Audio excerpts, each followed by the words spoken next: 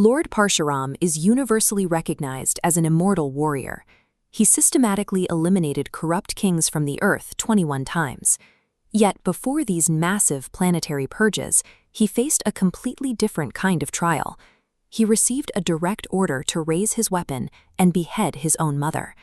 It presents a glaring contradiction. The man known as the ultimate enforcer of divine law commits what we would consider the absolute worst of all worldly sins, matricide. To resolve how those two facts exist in the same person, we have to strip away our modern morality and look at the actual physics of ancient ethics. We are looking at the Treta Yuga era. During this period, concepts like dharma and divine law were not abstract philosophies. They were absolute, literal forces that governed the physical world. Operating at the very peak of the system was Sage Jamadagni, a master of strict, uncompromising spiritual penance. His wife, Mata Renuka, matched this intensity. She possessed such immense spiritual focus that she could physically gather flowing river water using only her mind. Their ashram functioned on a highly delicate closed-loop ecosystem.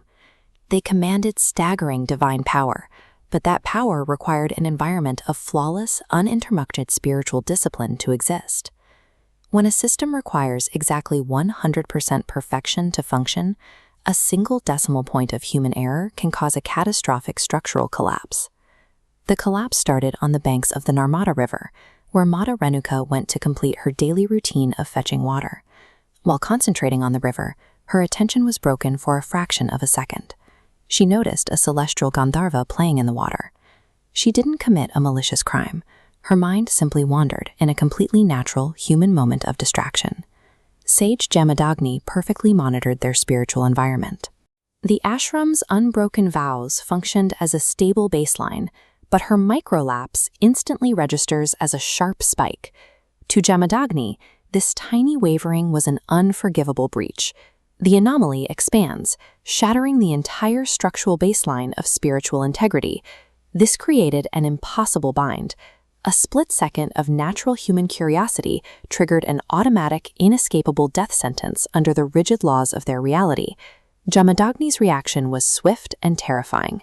He looked at his son, Parshuram, and delivered a world-shaking command: execute your mother.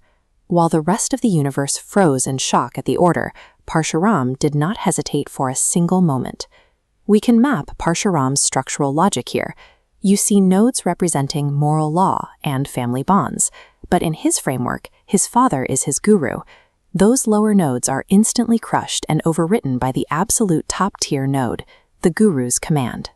Parshuram raised his weapon and carried out the agonizing execution, fulfilling an inescapable cosmic law. He actively stepped straight into a paradox. He committed an unthinkable worldly act precisely to maintain the absolute hierarchy of the cosmos.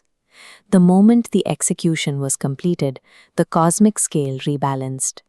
The ultimate law of obedience had been satisfied, and Sage Jamadagni's anger entirely evaporated.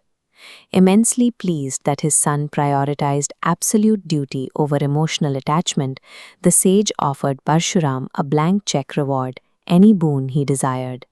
A standard warrior in that era would ask for invincibility, divine weapons, or vast kingdoms. Parshuram instantly demanded the resurrection of his mother. Bound by his own word, Jamadagni granted the blessing. Mata Renuka woke up completely unharmed, breathing peacefully as if death had never touched her. Let's look at the mechanics of this intellectual triumph. This circular diagram shows how Parshuram's strategy operated. His absolute obedience yields divine authority, which then slots perfectly into reverse cosmic punishment, creating a closed, balanced loop that neutralizes the initial tragedy. Parshuram's defining strength was his extreme intellectual and emotional intelligence. He proved that even within the harshest, most unforgiving systems of dharma, perfect devotion creates the leverage needed to rewrite the rules of life and death. How do you balance absolute duty and deep love in your own life? Let us know in the comments below.